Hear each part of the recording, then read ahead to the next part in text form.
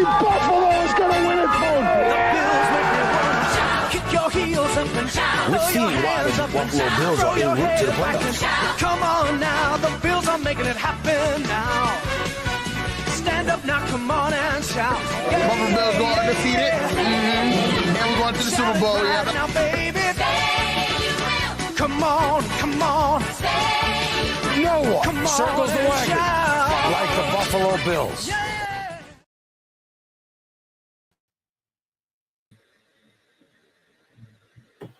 Preach, Rook. We Preach are on live. his Rook. Preach on his Rook. You good, Preach? Nah, I'm straight. I'm straight. All I'm right, straight. all right. Um, All right, bro. everything Let's going go. on. Listen, we're live and we're back. Welcome to another episode of the Overdue Bills podcast.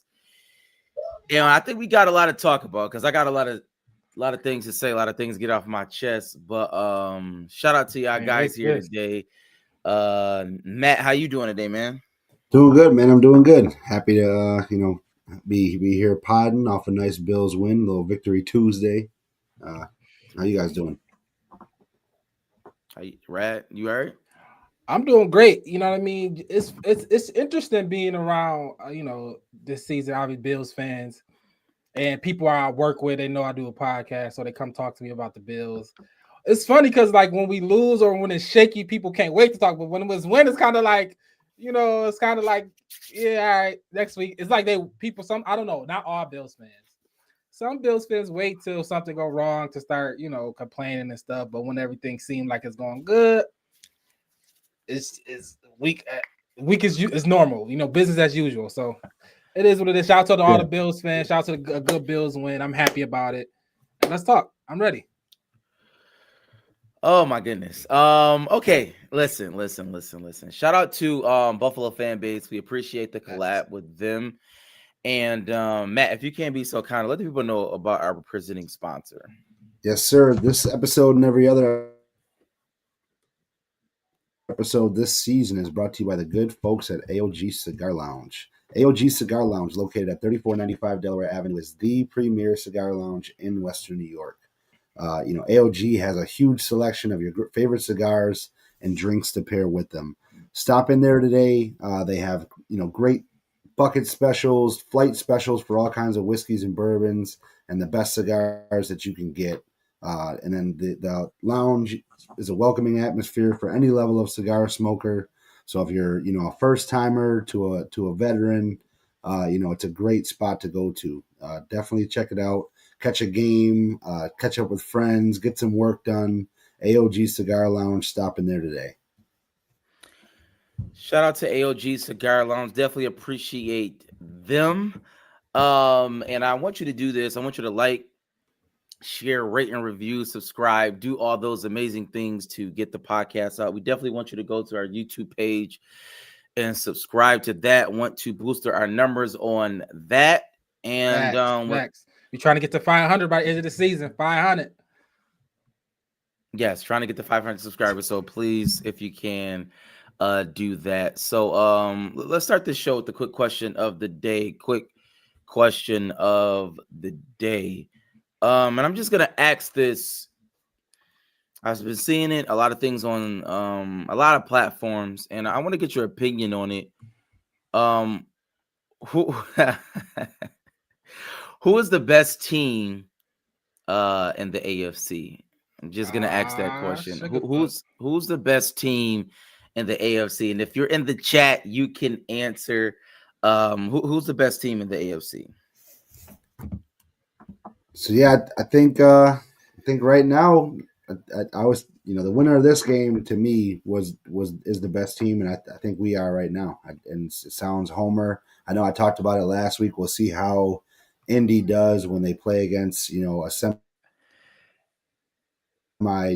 good team. I said they did have that win against the Broncos, which is a quality win, but they ran into Pittsburgh this week, and Pittsburgh dialed up a pretty good game plan, made him turn the ball over, made Daniel Jones look like Daniel Jones. And, I really think that we came out and took over the top spot, at least in a lot of people's eyes in the AFC. Yeah, I gotta go Bills here. You know, obviously you can throw some love to Indy. Obviously, they just made a crazy addition. They added Sauce Gardner. That's gonna help them a lot. Their secondary has been terrible. And I can you can even throw love to the Patriots in our division. We're not winning our own division, right? The Patriots are 7-2. They beat us as well. But I gotta go Bills here. I think they caught us at a good time. I think our defense was definitely not who our defense is today. I think our offense wasn't, you know, they caught us right before the bye week. Not right before the bye, they caught us in that little rut. So I think the Bills are the best team. I think Josh Allen is the best quarterback. I think Sean McDermott, when he calls plays, is probably the best defensive coordinator or second best defensive coordinator in the AFC, right? You got Spags over there, so I gotta give respect to Spags. But I think Sean McDermott, when he called plays, I mean, you can just tell the difference. So I think the Bills is definitely the best team in the AFC. Y'all know how I feel about these things, right? And shout out to Buffalo Bills. But the reason why I'm not wearing Bills gear is because I got some gripes with the Bills. See, you see what I'm saying? Specifically front office. I'm just being honest. Like I can't come on this podcast and not be honest. Shout out to my cousin. I seen my cousin. We had our family and friends. He had at my church. I seen him. I told him I was gonna come to the pot and let people know and let people have it. And I'm going to do that. Oh my God. And so I'm gonna start with here. The reason why I asked that question is because we as Bills fans, we do this all the time. And for me, I'm just being honest, right? Like when I asked the question, who's the best team in the AFC? It cannot be the Bills. Like it cannot be the Buffalo Bills. And the reason why not? It cannot be the Buffalo, because we lost to the New England Patriots. So the Patriots are the best team in the AFC. All I'm saying is that they have to be better than the Bills. Is what I'm saying. They don't have to be. So the Patriots are the best team in the AFC. No, they actually have to be better than the Bills because they're over. The Panthers just beat the Green Bay Packers. Can I say something? The Patriots are over the Buffalo Bills. That is a legitimate fact. I did not make that up. They're leading our division, and they beat us head to head over the Bills on the turf, though, not like just a wild, like on the turf. You know what I'm saying? So we cannot be better than them. Okay. And also, even though we beat the Kansas City Chiefs, you know, my humble opinion, y'all know how I feel about that. Like until we beat the Kansas City Chiefs when it matters, I would never say I just can't say that we're better than them. I can't do that. Time out. I can't let you do this, Sam. Why? Because you just said the Patriots beat us, so I can't say we better than them. We just beat the Chiefs, but you just said all the time. I can't say we better than them. So how we do it all the time? What? We're 5-1 against the Chiefs in the regular season. I didn't contradict myself. We're talking about the past. We're talking about the past, though. We're talking about right now. I understand right now. Who's the best team in the AFC? You asked that question. I just told you it's not the Bills. But you said it has to be the Patriots because they beat us. I'm saying that we can't be the better team because we're not better than the Patriots. So, but we can't be better than the Chiefs because the Chiefs beat them. And I don't know. I don't believe that we're better than the Chiefs because we never beat them when it matters. That's my personal. Oh, and the Patriots. Okay, all right, you got it. I can't even. You got it. I don't know why that's so you can have the same argument. So you can have the same argument with the Josh Allen Bills, is that you can say the Patriots are better, but they don't ever beat them when they need to. We beat them in the playoffs. We beat them when we needed to every time. So I don't know. You can say that same argument for the Bills and the Patriots. No, you can say that same argument. I'm telling you my argument. I'm telling you how I feel. Yeah, but I'm saying you're using that with the Chiefs. We never beat them when it matters. The Patriots and the Josh Allen won't ever beat the Bills when it matters. So we got to be better than the Patriots. What I am saying is that I asked the question. I'm answering the question, and you can have your answer, and I have my answer. So we can just move on from that. But I'm pointing out that you're contradicting yourself with your point of the Chiefs. You say that I'm contradicting myself. I'm saying that I'm speaking facts. Okay. Like I don't know. Like at the end of the day, all I'm saying is, as it relates to what we're looking at with the Patriots, right? Yeah, you and Mike Sauce. That's Mike. No, listen, Mike's definitely Sauce. Mike Sauce. I'm a big fan of Drake May too, and Mike Sauce. Okay, so that's a better question. Who's the team to beat? The team to beat is the team we just beat, who is the Kansas City Chiefs, in my opinion. So that's shout out to Swanson. That's what he asked. So who do you have as the best team? You think the Chiefs is the best team? Without question, it's not close. Okay. It's not even a matter of opinion. It's a fact. So we're the third best because the Patriots are the second best. Clearly, we're the third best. You said it. I'm gonna be honest with everybody. I'm basing on what your logic. I'm going on your logic. You said that. I did not. Okay. Like if that's how you feel, then speak your truth. You know what I'm saying? But we can move on. We can get to the review of the game. Chiefs at the Bills. Something that we've seen before in the regular season. We've obviously beat them. We're 5-1 against them. But this game specifically, our defense, which was a huge concern, right? People were very concerned about our defense, injuries, so on and so forth. We held Patrick Mahomes under 50% completion rate.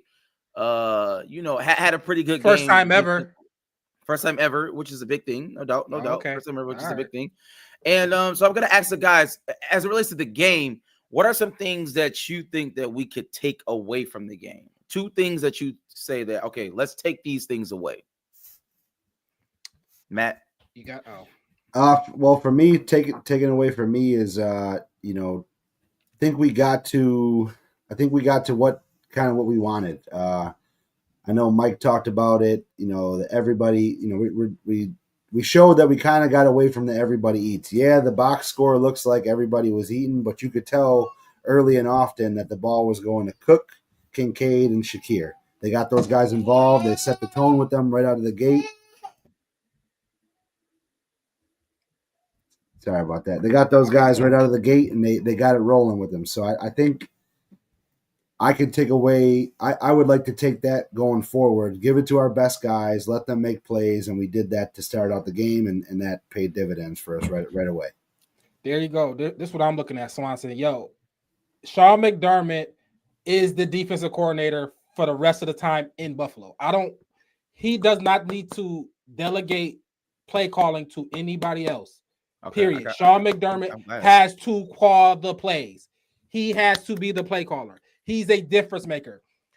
Weeks ago, Preach said Sean McDermott, he's not a plus, and he doesn't win games for us. He's not a plus. This was a coach win game for me. I thought both sides of the ball played well. I thought Sean McDermott and Joe Brady called great games. They called great games. Sean McDermott is a top 2 or 3 defensive coordinator in this league. The defense is playing on their feet, playing on their toes, aggressive, fast. The D-line looked great. Bosa, Sean McDermott. I had enough. Shout out to Babbage.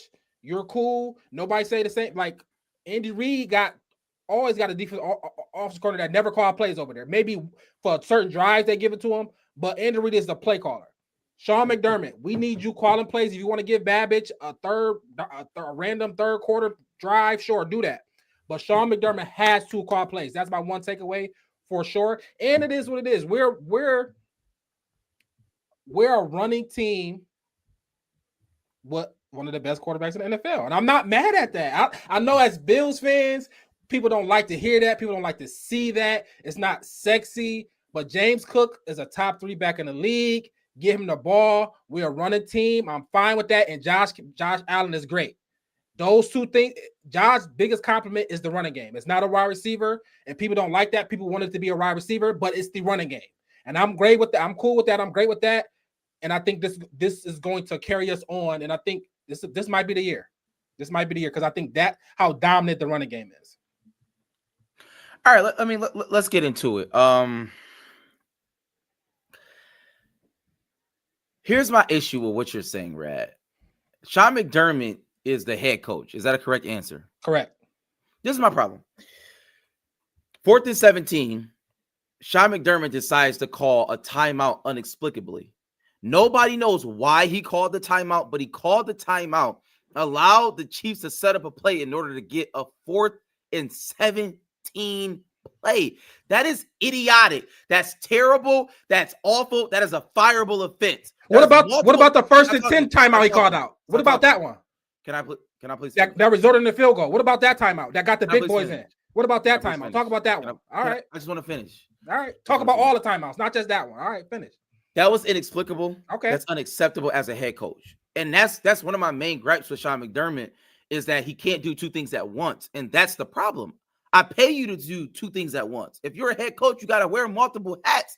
That's why you're getting paid the big bucks. And that's the fundamental problem with Sean McDermott.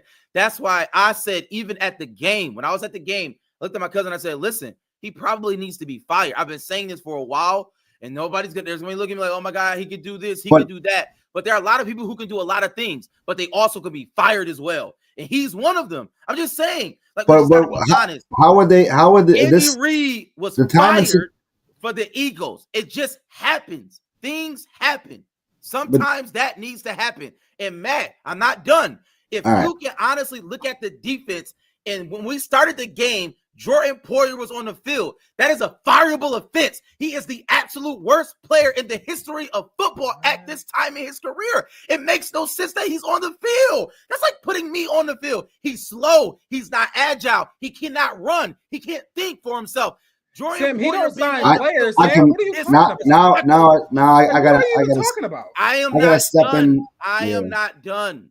Jordan Poyer being on the field is fundamentally ridiculous. He sucks. Worst player of all time. Yeah, you gotta hurt this up. Finished. Having Groot start now is terrible.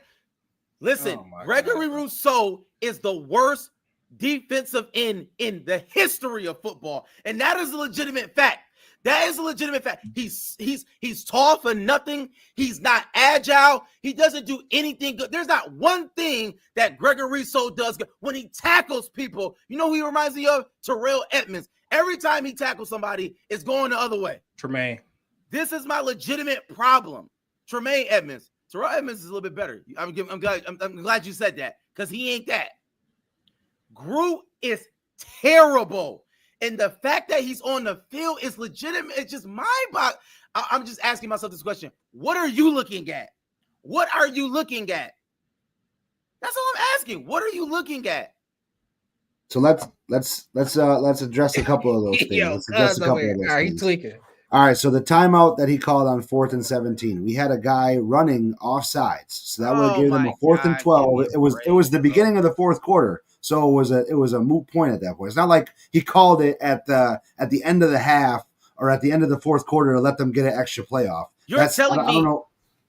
There was 14 minutes left in the fourth quarter when he called that timeout, and they picked up that conversion. So I don't know where your timing situation. That's a good timing situation to call a timeout. You don't do that. You would have given him a free play anyways with 5 yards ahead anyways. So how was it inexplicable? It's a good call. It was not. Now they didn't make the play on 4th and 17, but it was a good call to call a timeout at that point. Secondly, Jordan Poyer. I think Swanson said it in the comments. Jordan Poyer. He's not the player that he was. Clearly. But right now, I think him being out there is better than Taylor Rapp being out there. You want to know why? Guess who had his best game of the year this year? Cole Bishop. He took Jordan Poyer out. They benched him because he sucks. He did not play the second half of the game because he's a bad football player. But he's playing a veteran role and he makes other guys better. Cole Bishop looked more confident out there. He had 4 pass breakups. He led our team in tackles. He had a great game. Stop doing that. You're just making that up. You do not know that that's the truth. You're just saying that. They benched Jordan Poyer because he's a bad football player. And when Cole Bishop had his great plays, it was in the second half when Jordan Poyer got out the game because he sucks. He had to overcompensate because you're looking at somebody who's bad. He cannot move. He can't run with Sam, I would say this. That's a legitimate fact. Obviously, we don't got all pros and Pro Bowl on every position like no team do. We gotta have some bad positions. In safety, we've been saying it all year, has been one of them. But Cole Bishop had his best game of his career, probably. But I'm gonna say this.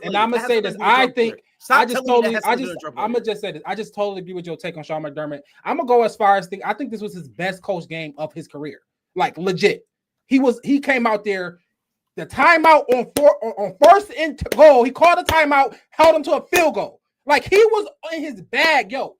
The defense was playing fast. Harrison was he kept up with work. Like it was a beautiful call defense. Through and through, he left some long plays get out. He left some long plays get out. I mean, that's the players, though. For me, that's the Christian players. Benford, the D-line played great. A lot of pressure. Yeah. Mahomes was pressure all game. What are we talking about? Yes, that's because Joey Bosa is he turned back the clock. Not because Groot is a good player. Groot sucks. What are you talking about, bro? Like, I'm explaining. Y'all are saying things, and I'm explaining things. Y'all are saying things, and I'm explaining them. Groot is a bad player. He should never be on the field. That's a coaching error. Why not highlight that? So you want DeMar Hamlin on the field? Who do you want on the field? Okay, I want everybody in the comments to answer this question.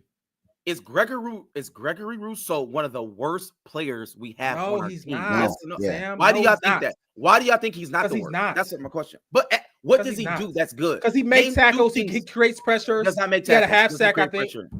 He was second in our team in tackles this week. Like, what are you talking on our about? team in tackles. Like, what is he even talking about? You're not watching the same game. Y'all not watching the film. No, you're not. Watching him. He's not TJ Watt. He's not. No, you're not. You're not watching the game. You're not watching the film. Every time Gregory Rousseau got a tackle, he was tackling Kareem Hunt 7 yards after. Like, y'all not watching the film. But you saying I'm being. Yo, how many rushing yards they had? Go check it out. How many rushing yards they had? How many rushing yards did? How many rushing yards? 79 total. 79 total. Kareem Hunt was their leading rusher with 49 yards. So what are we talking about, Sam? Like, so what are we even talking about? This is Mike not on here, but Mike said there's no way we win in this game. He said this is Mahomes, how they playing. Rashid Rice, Worthy. There's no way we win in this game. It's no way. If they playing like this 2020 Chiefs. We not beating them. The defense showed up. We got to give credit to the defense. They showed up. They came up, stopped the run. No big plays. Xavier Worthy was a mute. Rashid Rice didn't do much. That's not true. A few. No breaking plays. No bro. Like plays.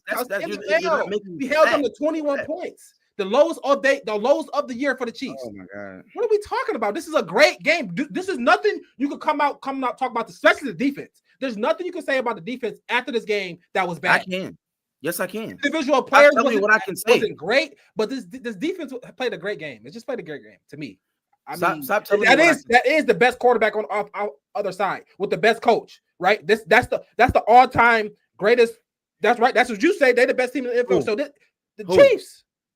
Oh, they are. We got to give some credit how the defense played against the best team, the best quarterback, the best coach of all time, right? We got to give some credit to that. Listen. I'm not saying what your fellow realizes. I give Bosa credit. I give Cole Bishop credit. I'm giving credit where credit is due. I'm not taking credit away from the players who did good. Well, what I'm saying is I'm talking about Sean McDermott as a whole. And I think sometimes we try to isolate things. And then when you're looking at head coaching, you have to look at it in its totality. And that's the issue. Because there are things that lead to things that shouldn't happen because the head coach should stop it. And one of those things is having bad players on the field. That's all I'm saying. I don't know why that's a crazy take from me to point out that we have bad players on the field. I don't know why it's a crazy take to say that Sean McDermott made a bad decision. I'm just pointing out facts. Because that was bad. Because you're wrong. Okay. He coached a great game. I can't even see not one bad decision. Like he just had a great game. He coached. This is by far his best coach game. Who would you rather have on the field though? On our roster, other than Groot? Yeah. Me. I would rather have myself. He doesn't do anything. That's what I'm like. All right, he just chatted. All right. No, I'm not just chatting. I'm not. I'm being honest. Chatting, bro. You chatting. Groot does not do it. Like he's so bad. Like we should have traded him at the trade deadline. We're gonna get to that in a second. As a matter of fact, let's move on because we did beat the Kansas City Chiefs.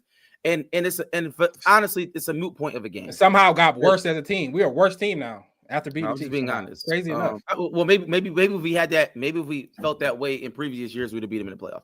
But we can move on. I do want to talk about the trade deadline, because a few things happened, right? Obviously, we were all glued to whatever platform that you are glued to, and as far as the Buffalo Bills is concerned, nothing happened. Our name was, connected to a few players, obviously some receivers, but that didn't happen. So. Just to talk, Jacoby Myers went to the Jaguars. We were linked to Jacoby Myers. Rashid Shaheed went to the Seahawks, I think for a 5th round. We were linked to him as well.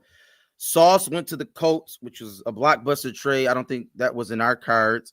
Quentin Williams, he was from the Jets. Jets gave away everybody. They just did a whole fire sale, and that's pretty much it for the most part. So they got a pretty good haul of them.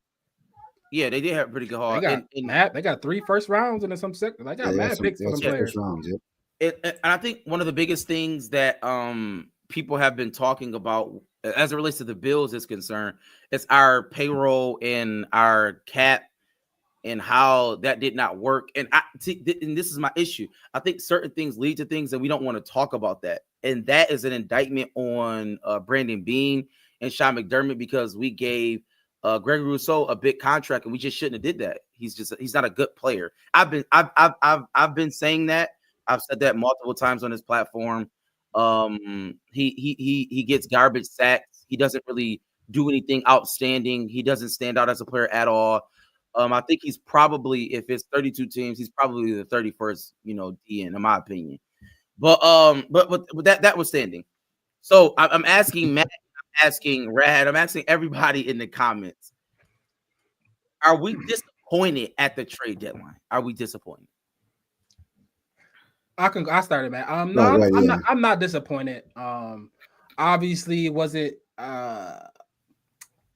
I don't know if that person that was going to make a big of a change, right? Shout out to Jacoby Myers, but I don't know how much Jacoby Myers is better than Keon Coleman and Palmer. He is better than Keon Coleman. I don't know how much better in this offense. I'm not saying individually in a vacuum. He probably is the better receiver. I'm sure he is. He had a better career, but in this offense, I don't know how much better is Jacoby Myers to a Palmer or whoever's out there now. I don't know if this offense is necessarily. I think so. I'm not mad at that. I was looking for more. So I was more so interested in somebody like a Shaheed, if anybody. I'm not saying that I wanted him, but that if we did something like that, I would have been more interested in that. Somebody just who definitely take the top off, pause. But I'm good there defensively. Obviously, I would love the Quentin. We need somebody like a Quentin Williams. But I doubt if the Jets was going to ever do that. Send it to in division. You never know. Cincinnati. Browns did it with Cincinnati with Flacco, so you never know. But I doubt that was ever in the cards for us. So no, I'm not disappointed. Last year we did something with Cooper that was a dud. So I'm not just the type that just want to do anything at the trade deadline. If it makes sense, sure. I'm for it. I don't necessarily care about picks here, especially with Josh Allen. So I'm fine giving up a first round pick if we found somebody that was worthy of that. Obviously we wasn't, and I trust Bean. You know what I'm saying? I trust Bean. So I'm not disappointed at all. Matt? Yeah, I'm also not disappointed. I mean, there was certain names being floated out there. Yeah, if it was a bigger name, I would obviously be happy with it, but I'm really not disappointed at all. Rat kind of hit all the points on the head. Let me say this.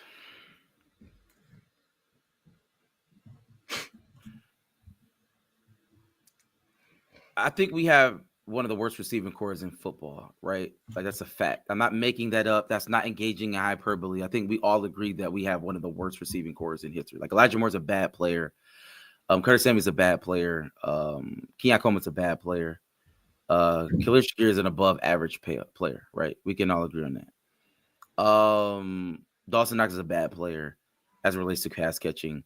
Dalton Kincaid is a semi-above average player, right? So we have two semi-above average players at the receiver position. What I mean by that is that pretty much most of the league, if their receivers would probably start for ours, or majority of them, or at least half of them, right? So like half of the league receivers out there who are these other teams, if they play for our team, they would be starters. Like we start, Shavers. Like, he's a bad football player, and there's no disrespect to him. I'm just saying, like, as it relates to him playing football and catching the ball. Yo, how are we 6-2 with all these bad players, bro? Like, how we got the worst team in the NFL and 6-2? We have one of the best quarterbacks to ever touch a football. But he's not playing. He's not playing at it doesn't matter. It doesn't matter. He rides the tide. Everybody knows that. That's a fact. If you ever been in team sports, you know that they just rise the tide. That's just a fact. But that's everybody knows that. That's not a secret. I didn't make that up. I mean, I'm just being honest. So we have these things, right? We have good infrastructure in certain places. But I'm just saying, as it relates to the receiving core, we know we're bad. And my question is, like, I just fundamentally don't understand, if we know we're bad and we can change that, why not do it? That is the question that we all need to start asking ourselves. And while y'all keep saying, I'm not mad, my retort is that we're literally doling out Shavers for like 85% of the snaps. He's a bad football player. Why not get a better football player in that position? Who? Like, Rashid Shaheed is a better football player. That's a legitimate. I didn't make that up. I did not make that up. That's a 5th round. That's it. Yeah, Chris Olave. I think they gave up a 4th and a 6th, and Olave didn't go anywhere. So that tells me that whatever the price they were asking for him, he wasn't. They really weren't trying to shop. He only took a 5th round.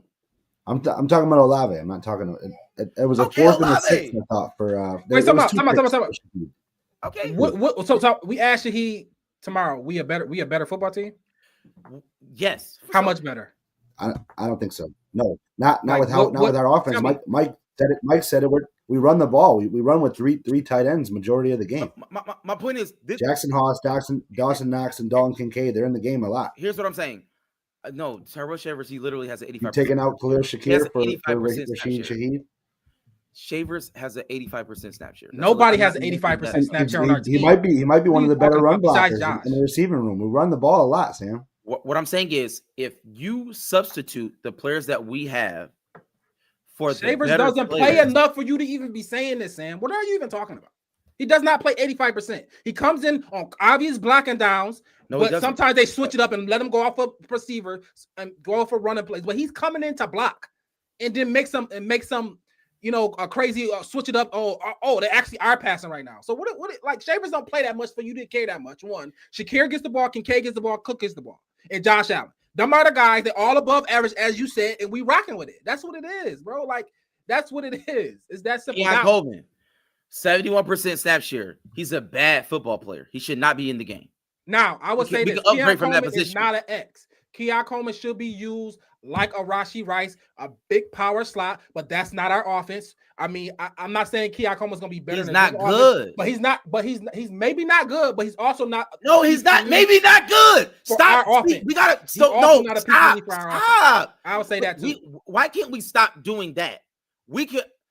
By a show of hands. Because other teams will potentially use him as like a power slot, but he's not going to. And I want to ask everybody in the comments. By a show of hands, who believes that Keon Coleman is bad? Anybody else in the comments? He's not good. I don't think he's necessarily great. We have this crazy idea that we got these good players and they're never good. They've never been good. We're giving the ball to our good players, though. Josh threw the ball 26 times on Sunday. 14 of those targets, guess where they went? Khalil Shakir and Dalton Kincaid. Majority of his targets went to our best players. I mean, run the football. I'm done. I'm coming into the draft when we drafted him. I was never a big Keon Coleman fan. I was not. So it sounds like I'm throwing him bail, but my expectation of Keon Coleman was like, shout out to him. He said he's a bust. I guess he's a bust. He's a second round pick, so I get it. But my expectation was he was all Keon Coleman is a bust. He was awesome, but it's only a second year. He was all Dalton Kincaid's a bust, in my opinion. Who? Dalton Kincaid's a bust. See, that's why this whole bus and everything tilted this. He just had. What do you mean? He just. Dalton Kincaid's the best player on. He's a first round pick. He's a first round pick. He's a bust. Sorry. All right, whatever. So I'm not. My whole thing about Keon Coleman, I just think he's being misplaced. He's not an X receiver. He's a power slot. He's not outrunning nobody. He's not great at the catch point. He need to be in the slot, operating in that.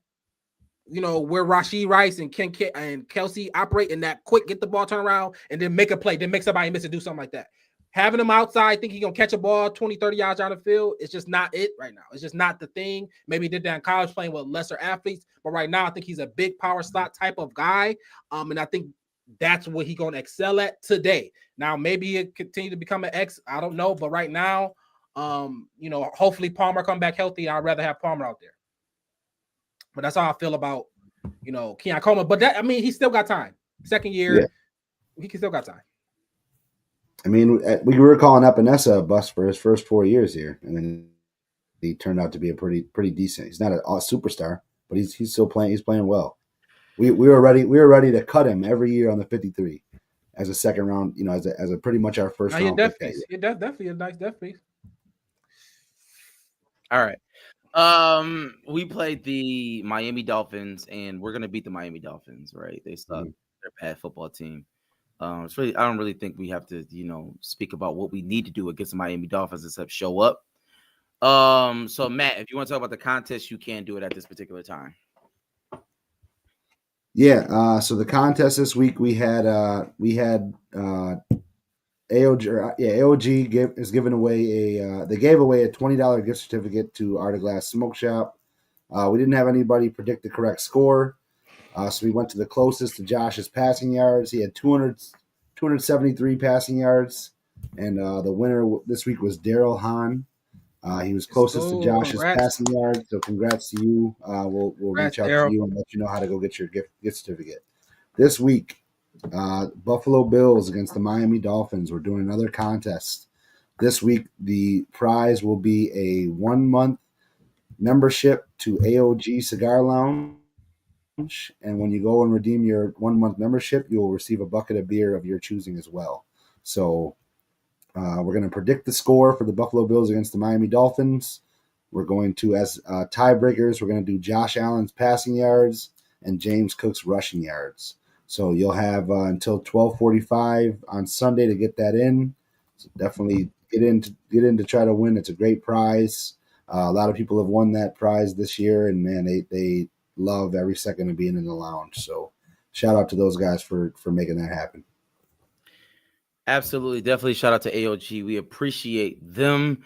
And let's ask everybody in the comments. And I want to get our score predictions in a second. But Matt, please let the people know how they're going to do everything.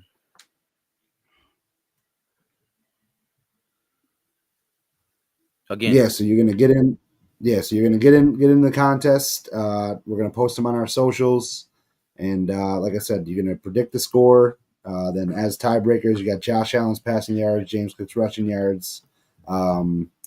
So my prediction this week is Bills 38, Dolphins 10. I think it's just gonna be bad. Where is that? It's in Miami, right? In Miami, yep. In Miami, this is one of those tough games, right? Because Miami, they sold some pieces. But I think we obviously better team. So I'm trying to see how much we're gonna score. If Bill, if Josh don't get out. This is probably gonna be a Trubisky game, I would say. I'll see Trubisky with about 8 minutes left in the fourth. I say the Bills score 4 touchdowns. So in the field 31-17 Bills. 31-17 Bills. I usually try to get the let me see the over-under spread and all that type of stuff. But you can go. I think 27-6. Something like that. 27-6. To answer the question, Swanson, the Bills did good because they won the game. So they definitely did more good. But I mean, over 50.5. That's the highest on the slate. Oh, really? Wow. 50.5, over 50.5, Bills minus 9.5. I think that's all 50.5. I'll take the under. I'll take the under there. Shit, I don't know. Watch Greg Rousseau get like 2 sacks this game. I don't see Dolphins scoring that Dolphins much. team. That's what's gonna happen. Greg Rousseau is gonna get 2 sacks. It doesn't matter who it's against. See, how many in Michael Strahan's record year and TJ Watt's years, how many sacks did they get against bad teams? They got sacks against good players. Michael Strahan sacked. Michael Strahan in the Super Bowl sacked the greatest player of all time. Those sacks don't count. Those sacks don't count towards the record, bro. They do count. Not towards the record. Mike, I'm talking about good players. I'm talking about their record years. How many sacks do you remember? None of them. You probably don't remember any of them. That's crazy. So, that's crazy. I remember J.J. Watt. J.J. Watt sacked multiple good quarterbacks that year, and I can name them. I'll rip them off right now. Greg Rousseau has sacked multiple good quarterbacks. Why are you comparing Greg Rousseau to J.J. Watt? I'm not. Matt brought that up about. I don't know. I'm saying you're saying it's a meaneliness sack. A sack is a sack. I don't care who it's against. I don't care if it's against Touch Tech.